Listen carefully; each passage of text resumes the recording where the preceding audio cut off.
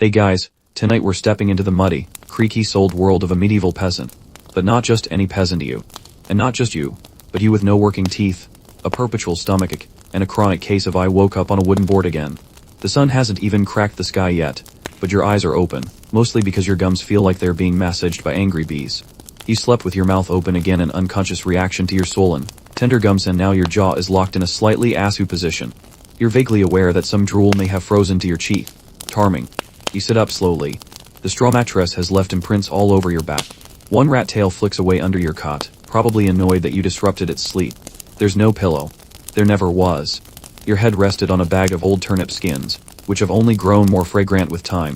Before you even stand, you reach up to gingerly touch your gums. One tooth is wobbling. The other already gave up yesterday, and is now lost somewhere between your bedding and eternity. Historians still argue whether tooth loss among peasants was primarily due to poor hygiene or malnutrition, or, more likely, both. But whatever the cause, the result is the same: throbbing pain and absolutely no breakfast plans that involve crunching. You shuffle toward the door, pushing it open with your shoulder. The wooden latch broke 3 years ago, and now hangs loosely like a lazy tum. Outside, it's gray and damp. Of course it is. The medieval morning never arrives with a cheerful ray of light, and the sound of birds singing arrives more like a cold slap with a fish. Your bare feet hit the mud, and instantly you regret not patching the hole in your left sock. Not that the right one is winning any awards. You inhale, then regret that too. The combined scent of smoke, manure, and mildew is, how shall we say, robust. But that's life in the 14th century. As you stretch your itching arms, your neighbor Gertrude calls out, "Morning, Toothless." She says it with love. Probably. She's got a gold tooth made of tin, and she likes to brag about it. You try to smile back, which results in a grimace, which she takes as flirtation. This date is already off to a bizarre start. You make your way to the wash basin, really. Just a cracked bowl perched on a wobbly craton splash your face. The water is cold enough to make your gums retreat further into your skull. Still, it wakes you up. By now, the chickens are screaming. Not clucking, screaming. One rooster in particular seems to hate you. You suspect he's the same one that pecked your missing tooth out last spring.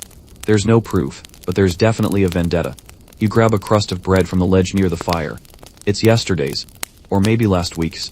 It's hard to say, time blurs when you don't have dental records. You bring it to your mouth, but even the thought of biting down sends a wave of sympathetic pain through your head. You sigh and set it back down. Maybe later. Maybe soup. Your stomach grumbles like a distant thunderstorm, but the idea of eating is quickly replaced by the more pressing task of surviving the next hour. Or at least getting dressed. You pull on your tunic still damp from yesterday's rain and lace up your one good shoe. The other foot. It's potato sack coucher today. And so the day begins. Your jaw hurts, your breath could fell a small ox, and you're probably going to be yelled at by someone with cleaner gums than yours. But still you're up, you're moving, and you're not dead yet.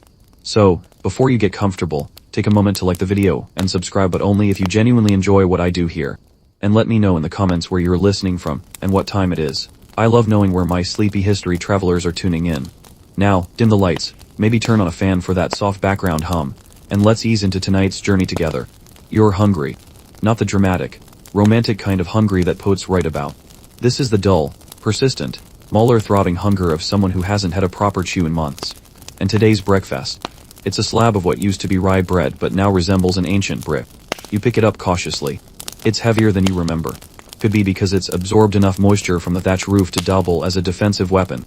But food is food. You attempt to nibble. Bad idea. The crust resists your gums like it's auditioning to be part of the village wall. Your jaw trembles. One fragment chips off, bounces off your tongue, and disappears somewhere down your esophagus. You cough not from choking, just from the general injustice of it all. Bread in medieval Europe wasn't exactly soft and fluffy. For peasants like you, it was often made with whatever grain was available, sometimes stretched with sawdust or mashed peas, and baked until it could break bones. Historians still debate whether peasant bread was this hard intentionally to preserve it longer, or whether it just happened to be a side effect of poor ovens and poor ingredients. Either way, your breakfast has declared war on your gums. You glance at the pot of gruel near the hearth. It's cold now, congealed into a wobbly gray mass that smells faintly of turnips and burnt dreams.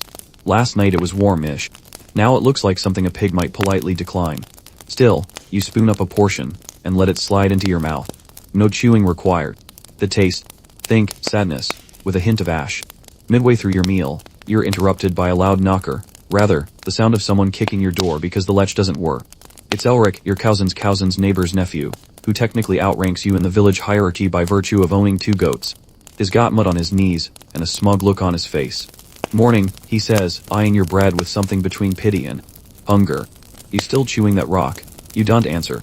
Mostly because answering would involve using your jaw, and right now, that's not an option. Instead, you grunt in acknowledgement, and offer him some gruel, which he wisely declines. You both sit in companionable silence, watching the single fly in the room land on your only spoon, then take off again with a tiny smug buzz. Elric eventually leaves to do something respectable, like fix a fence or glare at sheep.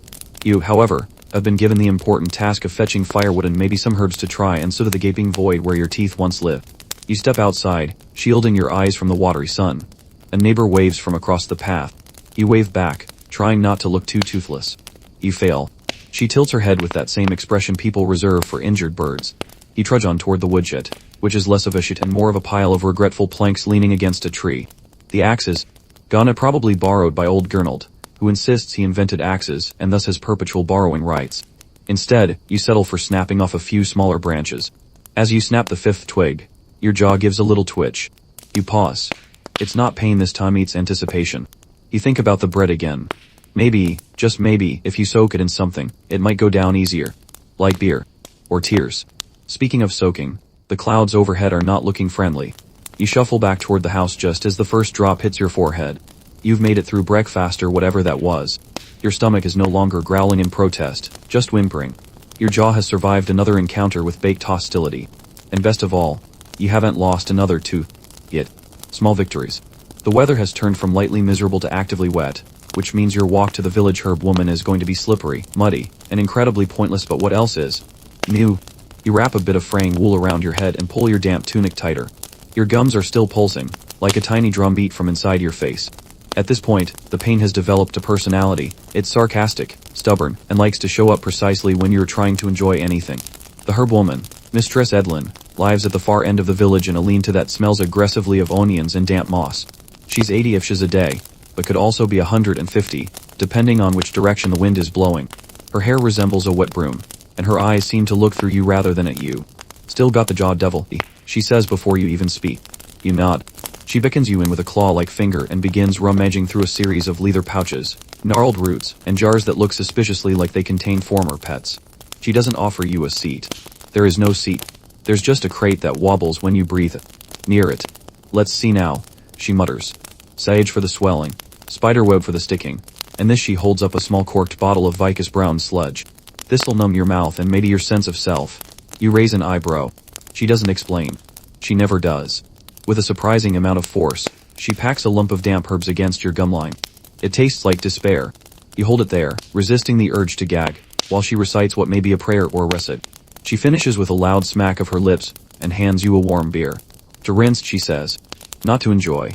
Mainstream records from medieval medical texts like the Churchilla or Baldsley book do mention remedies for tooth pain, often involving herbs, opium, or even drilling into the tooth with a hot poker.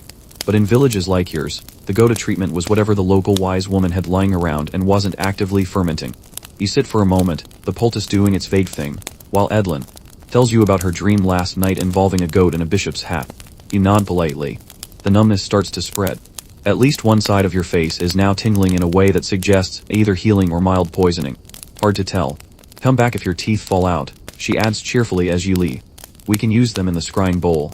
You trudge back through the mud, clutching your warm beer like a lifeline. You consider gargling, but then remember that the last person who gargled anything in this village was banned from church for disrespectful gurgling. By the time you return home, the rain has given up and now it's just wet everywhere. Your tunic sticks to your back. You peel it off and hang it near the fire, which is currently only producing smoke.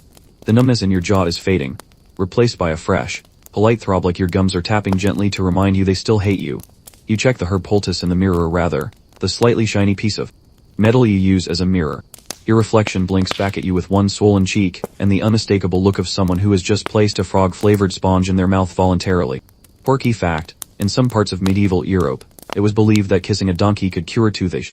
Historians still argue whether this was symbolic medicine or just a prank invented by bored monks.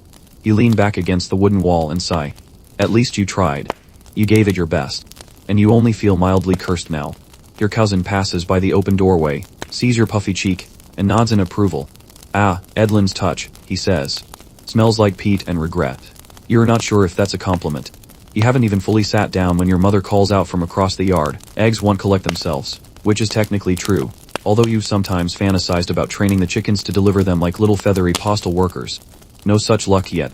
Your legs protest, but you stand. The herb poultice is now somewhere in your cheek, wedged like an indecisive sponge. Your mouth tastes like expired salad. Your gums, for the moment, have stopped screaming, but they're definitely still muttering under their breath. The chicken coop looms ahead like a badly constructed fortress. The wooden gate creaks ominously, and the chickens stare at you with eyes full of judgment. Especially that one. You know the one. The large red hen with the limp, and the vendetta. You've named her Mathilda, mostly because it helps to assign human blame to a bird who seems to hate you personally. You step inside. At first, things go fine. You grab an egg, then another. The straw crunches softly underfoot, and for a fleeting moment, it almost feels peaceful. And then Mathilda attacks. No warning. No cluck of discontent. Just a sudden bump against your shin, followed by a flurry of wings and a beak that clearly knows how to find nerve endings. You shriek, which is not very dignified but extremely justified. You stumble back, trip over a bucket, and land hard on your rear, the 2 eggs in your hand launching skyward like startled pigeons. One lands in your lap. The other is now decorating your only good sleeve. Mathilda struts off, victorious, possibly humming. You sit in the straw, half covered in yolk, wondering how you became the villain in this poultry narrative. Fact, medieval peasants raised chickens mostly for eggs, not meat. Eggs were a valuable protein source, and hens like Mathilda were often considered family. Fierce, unrelenting, vaguely possessed family. You gather yourself both emotionally and physically and retrieve the remaining eggs, careful to avoid eye contact with the flock. You back out of the coop like you're leaving a room full of volatile royalty. Outside, your younger sibling snorts lather at your egg-covered tunic. Mathilda got you again. You don't dignify that with a response. Mostly because you're now experiencing the first real pang of stomach rebellion. Something you ate yesterday, probably the overly enthusiastic cabbage stew, is staging a full revolt. Your belly rumbles like a distant thunderstorm again. You consider your options. The latrine is far. The haystack is closer. Historians still argue whether peasants had fixed toilet spots or if they just found a bush and made peace with it. Either way, you make your way behind the barn and do what must be done, clutching at your midsection and praying that no one walks by. A chicken watches you the entire time. You return home slightly lighter, emotionally bruised, and now completely soaked through thanks to a brief, mocking drizzle. Your mother eyes you as you walk in. You look like you fought a demon. You mutter, "I did."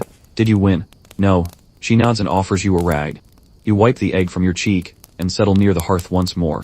Your jaw is back to throbbing. The herb poultice seems to have migrated into your soul. Somewhere. Outside, Mathilda lets out a smug "Bacock." You're not imagining that. It's mid-morning now, and the sun is trying bliss its hard to break through the cloud cover, like a tired torch behind wet parchment. Your teeth, or lack thereof, are making their opinion known again. The brief mercy of the herb woman's poultice has faded, and your gums are now throbbing to a rhythm that suspiciously matches the sound of the carpenter hammering next door. As if to mock your situation further, your mother hands you a sloshing wooden bucket. Fetch water. Of course. It's always water. You grab the handle and trudge off toward the communal well, which sits in the center of the village like a particularly sarcastic monument to shared misery. The path is slick with mud, and every step makes a sound like a very tired frog being stepped on. You reach the well and find the usual cast of characters loitering nearby, the Wyote Ilga, who talks to her bucket like it's her dead husband, young Thomas, who has somehow managed to fall into the well twice and is banned from touching the rope, and Bess, who sells radishes and unsolicited opinions in equal quantity. Looking peaky today, Toothless, Bess calls out as you approach. You give her your best tight-lipped smile, which is to say, you wince slightly and look at the ground. You wait your turn. The pulley creaks as the current bucket ascends. The rope is fraying. No one wants to be the one it snaps on. When your turn comes, you lower your bucket carefully, listening as it splashes below. The water comes up muddy. Again. You mutter a soft curse under your breath, which earns you a scolding glare from the local priest's sister who just happened to be walking by. Of course. Fun fact, in many medieval villages, wells were a central point of gossip, negotiation, and low-level feuds. Historians still debate whether their social role was more important than their hydrological function. As you fill your bucket, a rat scurries out from behind the stones, pauses to look at you with vague superiority, and then disappears into the grass. You consider asking it for dental advice. It probably has better teeth than you. You hoist the bucket and begin the long, splishy trek home. Your arms ache. The water sloshes with every uneven step, soaking your tunic and your mood. The mud tries to steal your shoe 3 times. On the 4th, it wins. You spend 5 minutes hopping on one foot while trying to dig the other shoe out with a stick, during which time 3 children point and laugh and one old man offers you advice involving badgers.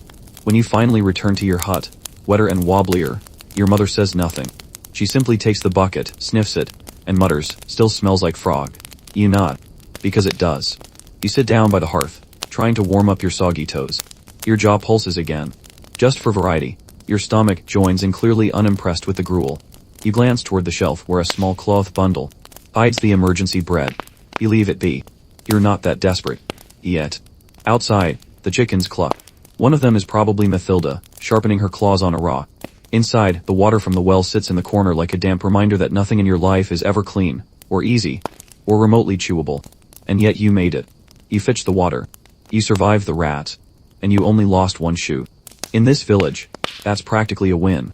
The afternoon drags in like a sluggish ox, heavy with the scent of damp hay and forgotten chores. Your jaw, that relentless tyrant, insists on reminding you it's still very much in charge. The poultice is long gone, probably eaten by the cat, and your stomach makes its displeasure clear with a series of grumbles and gurgles. You remember the chore your mother assigned earlier. Scrub the Lord's chamber pot. Yes, you heard that right. For a few extra coinsel, more like a crust of bread and a naughtier to brave the foul-smelling privia. The minner. You steel yourself and step outside, the muddy ground sucking at your bare feet like it wants a souvenir. You make your way to the outhouse, which looks less like a building and more like a rusty box cursed by all the sins of the village. Inside, the air is thick with the aroma of fermented regrets and last week's troubles. Your gag reflex kicks in immediately, but you hold firm.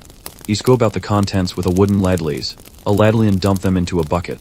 The bucket is a noble steed of disgust, now half full, and trembling under the weight of its burden. As you scrub the floorboards and walls with a stiff brush, you can help but think about how this is a job no one else dares touch. In fact, sanitation in medieval times was a subject of great debate. Historians still argue whether poor hygiene or superstition did more damage to peasants' health. You finish the task and wash your hands in a basin of cold water, which is more of a mild shock than a refreshment. Your jaw pulses in sympathy with your fingers, and you wonder if there's some cosmic link between chamberpot scrubbing and tooth pain. On your way back, the village children throw pebbles and shout, "Chamberpot champion." You ignore them, but your cheeks flare in embarrassment. Not that it helps. They keep laughing. You return home, exhausted, smelling faintly of whatever it was you just cleaned. Your mother hands you a cup of thin beer, the village's version of a health tonic, and you take a small sip. It tastes like sadness with a hint of barley. You sit by the hearth, your jaw throbbing, your hands dirty, and your spirit surprisingly resilient. Somewhere in the distance, Mathilda crows her approval, or maybe it's just her usual angry squawk. You close your eyes briefly and dream of softer bread, cleaner water, and a mouth full of teeth that don't throb like tiny war drums. For now, you settle for surviving the day. Evening rolls in untired feet, the sun dipping low and casting long, tired shadows across the village. Your jaw's throb has settled into a dull, nagging itch that feels like a distant drumline, persistent but no longer urgent. You breathe out a small sigh of relief. Tonight, as you limp toward the village square, you're reminded of old Eric, the legendary toothless man who lost his last molar a decade ago yet remains the most talked about figure in the county. Everyone knows about old Eric's tooth, the last survivor of his jawline, which he wears on a string around his neck like a badge of honor or perhaps a warning sign. They say it's lucky. You're not sure if they mean lucky for Eric or for those who manage to dodge his fiery temper. But the tale of how he lost it is a favorite around fire. Some say it was a fight, others blame a cursed fishbone. You pause, finger tracing an invisible line where your own teeth used to be. For a fleeting moment, you wonder if you should fashion your own charm, but then the pain shoots sharp enough to snap you back. Medieval folks often considered lost teeth as signs of age, wisdom, or even divine punishment. Historians still argue whether toothless smiles were symbols of status, illness, or just plain bad luck. The village square is alive with the sounds of the evening lauder, the clatter of wooden shoes, and a stray dog barking at shadows. You shuffle to the well-known storyteller's circle, where villagers gather to exchange tales, complaints, and the occasional roast of the local miller. You find a spot near the fire, and listen as the storyteller begins the latest yarn about how the miller glows faintly on moonlit nights. It's probably just the reflection from his lantern, but the story has teeth, and everyone bites. You chuckle softly, careful not to dislodge any wobbly gums. Around you, faces glow in the firelight, etched with years of hard work and harsh living, yet alive with humor and resilience.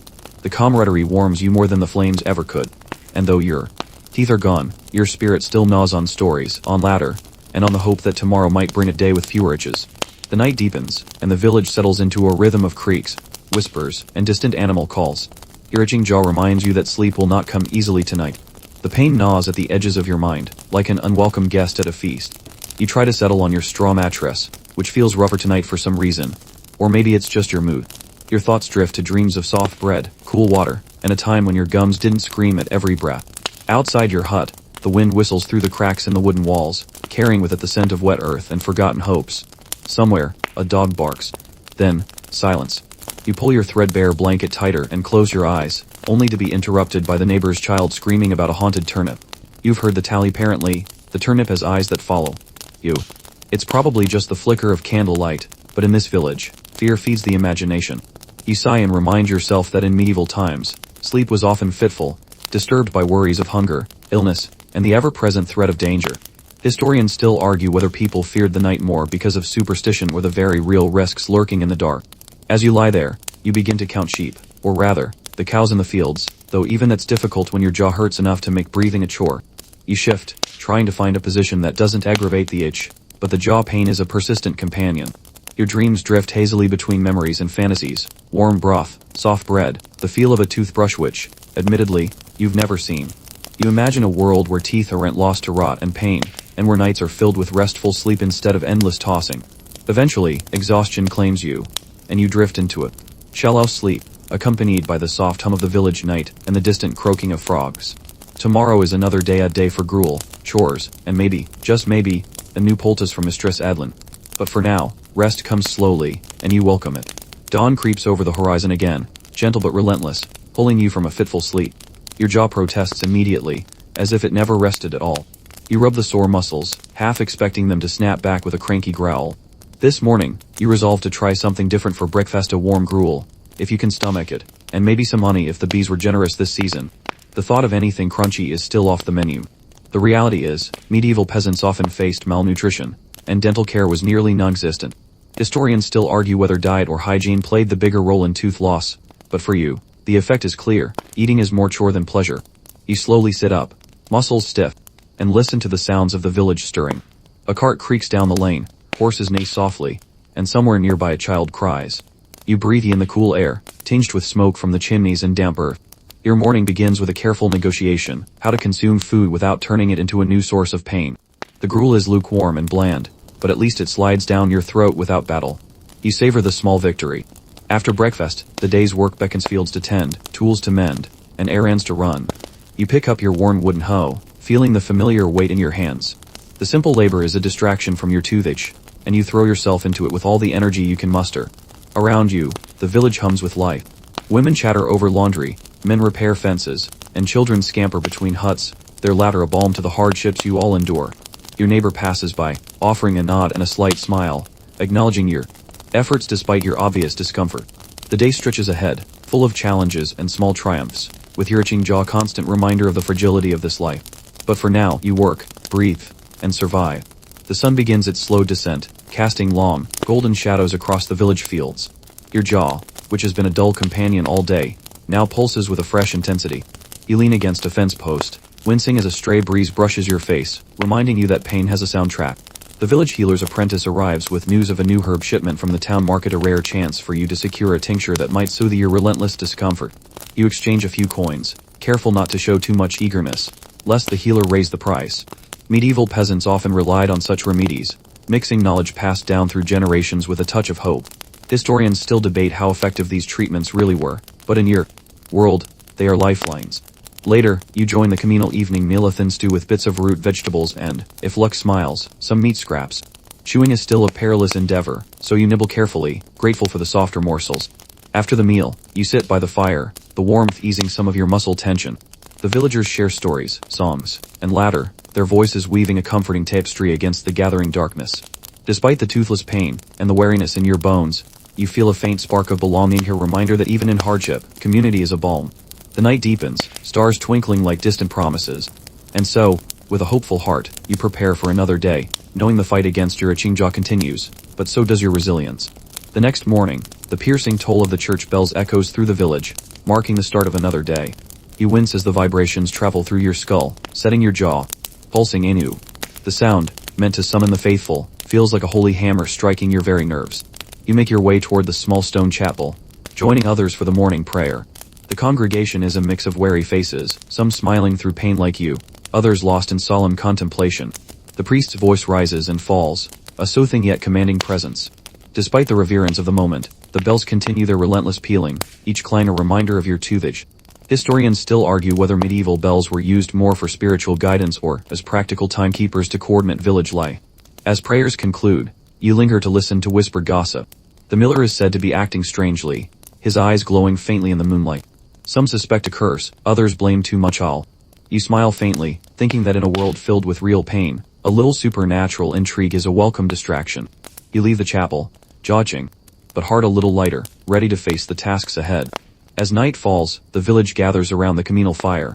The flickering flames cast dancing shadows on the tired faces of your neighbors, each etched with stories of hardship and resilience. You settle near the warmth, the itch in your jaw softened by the glow, and the company. Voices rise and fall, sharing complaints about the day's toil, tales of ghosts that haunt the nearby woods, and the latest rumor, that the miller glows faintly under the moonlight. Laughter bubbles up, mixing with the crackling fire. You listen, captivated despite the dull throb in your face. The stories, the shared experience as they knit the community together, a balm for weary souls. Even without teeth, you find your place among these voices, your smile genuine, your spirit lifted. You finally return to your hut as the firelight dwindles and the chatter fades into the quiet hum of night. Your jaw itches gently, a reminder of your toothless state. You lie down carefully, your body wary but your mind still busy with the day's stories. As you drift toward sleep, visions fill your mind, not grand dreams of wealth or adventure, but simple pleasures, a bowl of warm, soothing broth, soft bread that doesn't punish your gums, and perhaps, just perhaps, a mouth free of pain. Medieval peasants often dreamed modest dreams, historians note, and tonight yours are humble indeed. Your sleep is restless, interrupted occasionally by the itch in your jaw and a persistent mosquito buzzing near your ear, as though determined to keep you awake with its tiny torment. Eventually, fatigue overtakes discomfort, pulling you into a deeper sleep where even mosquitoes dare not follow. Your breathing steadies, your face relaxes, and for a brief while, your body finds the rest it craves. Tomorrow, you'll wake toothless again, but for now, you simply sleep. The midnight wind slips through the cracks in your hut, whispering coldly across your sleeping form. It carries the sense of damp straw, distant smoke, and the faintest hint of livestock and unmistakable fragrance of medieval village life. Your jaw itches softly, the dull pain weaving itself seamlessly into your dreams. Tonight, those dreams are odd and fragmented, teeth floating away down a gentle stream, bread turning soft as clouds, and Mathilda the chicken proudly sporting your missing teeth as a necklace. You shift in your sleep, pulling your warm blanket closer, hoping to shield yourself from both the chill and the absurdity of your own imagination. The wind picks up, rattling the wooden shutters gently, as if trying to remind you of every small task left undone. Historians still argue whether medieval villagers truly feared the nighttime wind as a bringer of misfortune or simply considered it another annoyance of daily life. A distant dog howls softly, briefly joining your strange dreamscape before fading into silence. You stir but do not awaken, your tired body holding tight to whatever rest it can capture. Tonight, toothless and cold, you sleep as best you can, comforted only by the promise of dawn and the hope that tomorrow's wind might be kinder. The earliest hints of dawn seep into your hut, painting the rough walls with pale blue light. Your sleep is shallow, your jaw itches persistent, familiar, and somehow less menacing in the soft quiet of morning. You stretch, each bone and muscle complaining in its own language. The dream visions of the night, floating teeth, laughing chickens, endless bowls of soup fade into the fog of waking. Outside, the village begins to stir. A rooster crows, bots clang, feet shuffle through mud. You sit up, brushing straw from your cheek, and run your tongue over your gums, still toothless, still sore. You can almost taste the day ahead, thin porridge, endless chores, a chance at a new poultice from Mistress Edlin if you're lucky. You rise, wrapping your threadbare tunic tighter. There's work to be done, and your itches won't earn you any sympathy. Medieval life offers little mercy to the tired or the sore. Historians still debate whether villagers found comfort in routine, or simply survived it out of necessity. Your mother calls for water, and you answer, voice rough but steady. Another day, another dawn, and still you endure. But before you open the door to mud and duty, you pause. A thin sliver of sunlight slips through a crack, warming your face. You allow yourself a small, private smile, no teeth, but hope enough. Somewhere, Mathilda clucks, the village children laugh, and the world continues, pain and all. You step outside, ready to meet it again. The day, like all days, finally slows. The last chores are done, the fire's banked, and the voices of the village fade into gentle hushes and the soft rustling of straw and linen. You feel the itches in your jaw and bones recede, not gone, but made smaller by the calm of night and the promise of rest. You lie down once more on your humble bed, the straw mat, no softer but somehow more welcoming after a long day's labor. Outside, a soft wind blows, and the sounds of the night blend together, distant animal calls, the steady hum of insects, the faint murmur of your mother's voice, comforting in its constancy. As your eyes grow heavy, you remember that this life, hard as it is, holds simple joys, a shared story, a kind word, the warmth of fire and community. Pain, too, is a part of this world, but it does not define you. Your toothless smile is still a smile, and every dawn brings another chance for laughter, for hope, and for a softer piece of bread. You listen to the gentle rhythm of your own breathing, let the last of the day's worries drift away, and allow your mind to settle into the quiet. The world outside your hut may be cold and rough, but in this moment, you are safe, you are resting, and you are enough. Sleep comes, slow and sure, wrapping you in a gentle embrace. Let the itches fade, let the day's burdens slip away, and let your dreams carry you softly into the night. Good night, and sweet dreams.